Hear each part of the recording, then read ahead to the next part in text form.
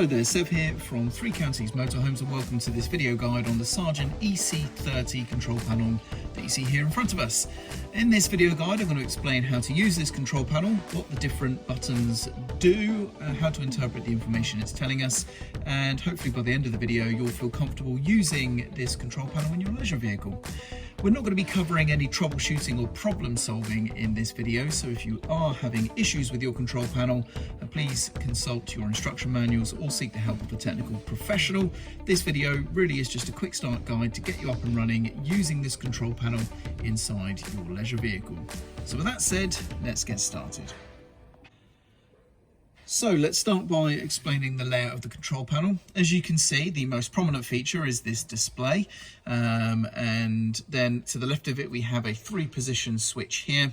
We have 3 2-position switches along the top, and then below each of those we have some fuses.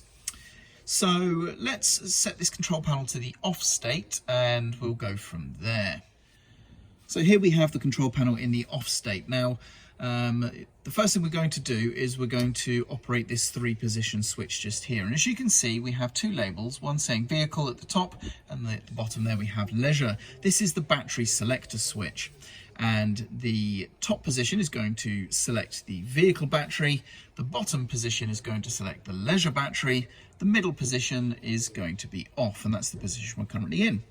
So if I position the switch to the top position, this would select the vehicle battery. Now in this particular vehicle installation, the vehicle battery is not connected to this control panel, but you could use this to check your vehicle battery voltage, for example.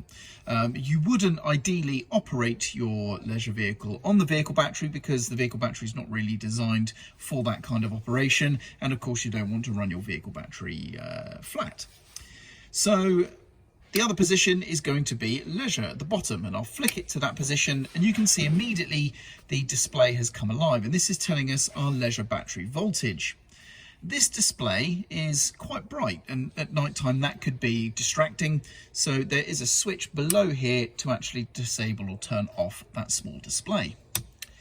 So this is telling us the voltage, and as you can see we do have a small reference panel just here that is giving you approximations of battery voltage so that you can get an understanding of the condition of your leisure battery.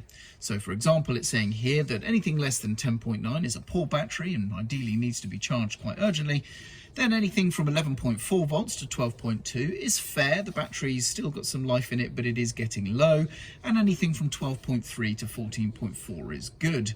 Now, what is not mentioned here is that typically anything north of 13 typically is a charging voltage.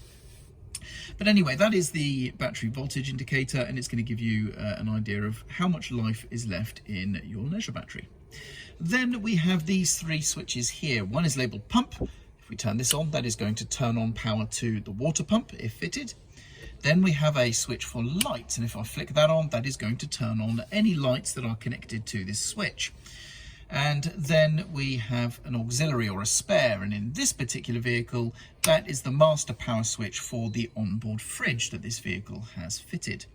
And under each of them we do have fuses, and these fuses are for the corresponding switch directly above it. So for example, if we found that the pump was not working, we could check this fuse to see if that has popped or not, and if it needs replacing.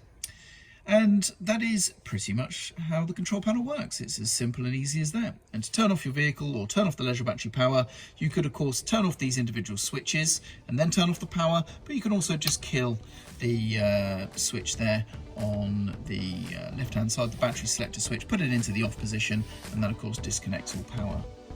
And there we go, that's how to use the Sargent EC30 control panel. I hope you found this video useful. I'm Sev, and thank you very much for watching.